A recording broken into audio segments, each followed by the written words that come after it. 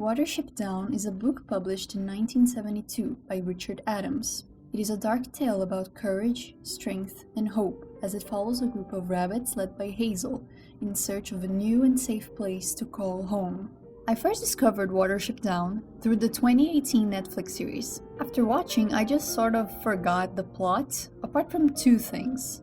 The first one is when Hazel rescues the cage bunnies from the farm, and the other one, his death. It really stuck with me for some reason. I thought it was really well done, thematically and narratively. So, as I have recently read the book and watched the 1978 movie for the first time, I decided to revisit this specific scene and its adaptations. Let's take a look.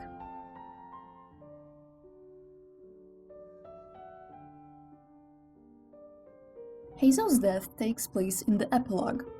It is not specified how long after the whole journey he dies. The narrator only says, "One chilly, blustering morning in March, I cannot tell exactly how many springs later, the arrival of the black rabbit and Hazel's death read as follows.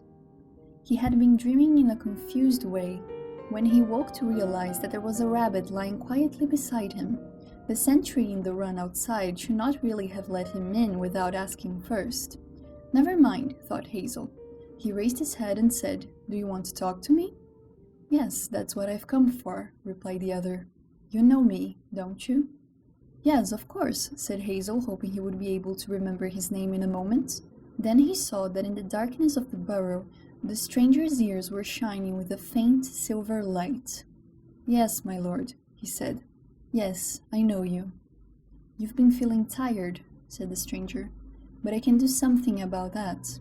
I've come to ask whether you'd care to join my Owsla. We shall be glad to have you and you'll enjoy it. If you're ready, we might go along now.' They went out past the young sentry, who paid the visitor no attention. It seemed to Hazel that he would not be needing his body anymore, so he left it lying on the edge of the ditch, but it stopped for a moment, to watch his rabbits and to try to get used to the extraordinary feeling that strength and speed were flowing inexhaustibly out of him into their sleek young bodies and healthy senses. 'You needn't worry about them,' said his companion. 'They'll be all right, and thousands like them. If you'll come along, I'll show you what I mean.' He reached the top of the bank in a single powerful leap. Hazel followed, and together they slipped away, running easily down through the wood where the first primroses were beginning to bloom. What's interesting, though, to notice in the book is this passage right here. The stranger's ears were shining with a faint silver light. This is not a prominent feature of the black rabbit in any adaptation. However, there is a very good reason for this. The black rabbit is actually called the black rabbit of Inle. If we take a look at the glossary of Lapini in the book, it states that Inle essentially means moon.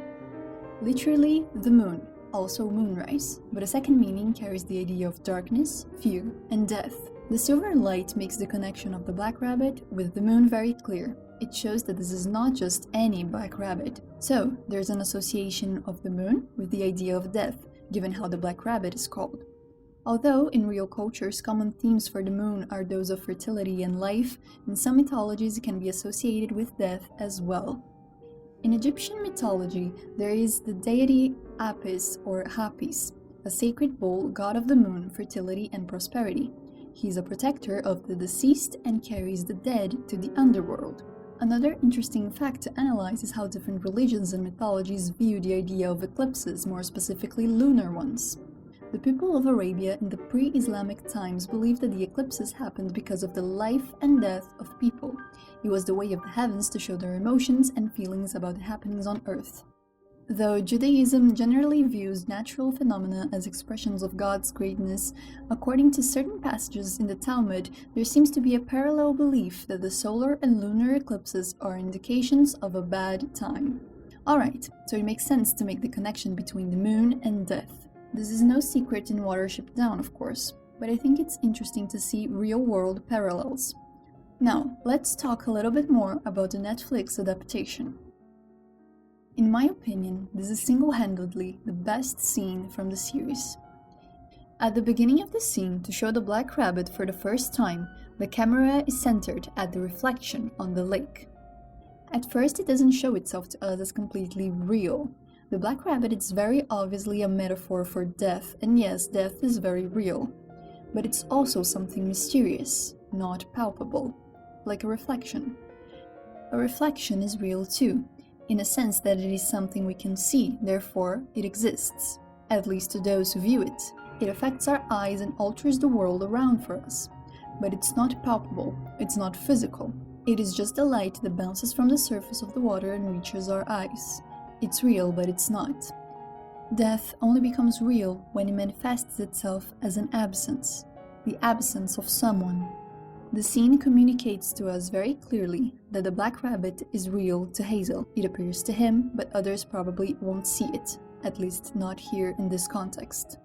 Now, here's something very interesting. The black rabbit in the books is a buck, right? In the series, however, he is now a doe. It might seem like just another change, like Strawberry, who in the books is also a buck, but remember, gender plays an important role in this story. It is literally a plot point, to go out there and to get more doe so they don't end up killing each other. So why was this changed? You may know that in languages with Latin roots, such as Spanish, French, and Portuguese, gender is something very important.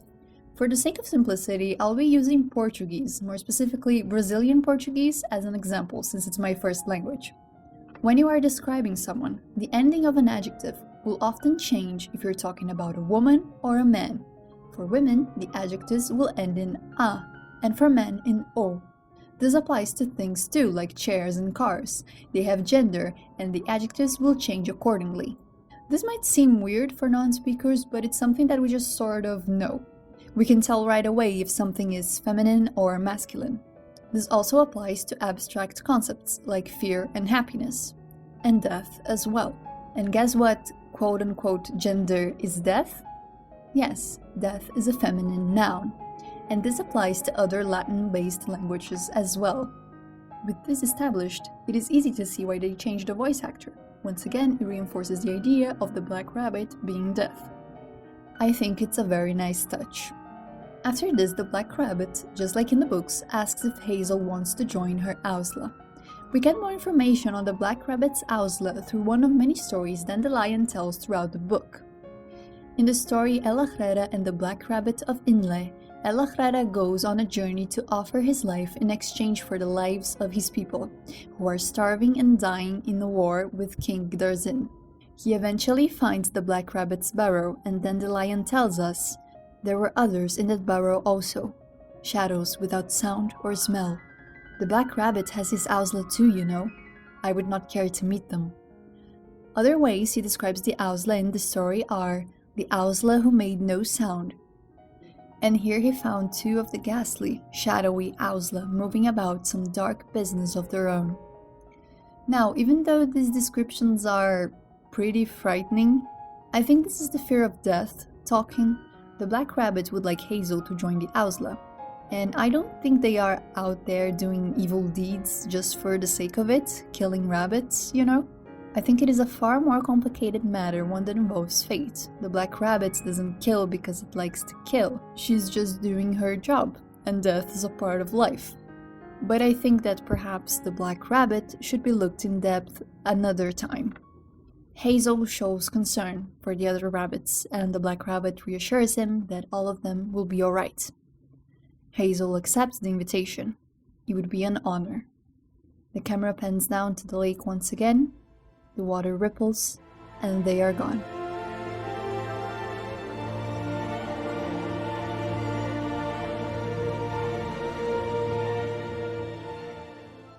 This, unlike in the book, where they slipped away running easily down through the wood, this is much calmer and quieter, peaceful. I personally think it's beautiful, in a different way than the movie and book, but just as touching. Okay, not gonna lie, I cried. I always get emotional every single time when I watch the scene. Maybe it's because it's Hazel, you know? Hopefully I'll be able to make a video, like a character profile on him or something. I would really like to do that if I have the time.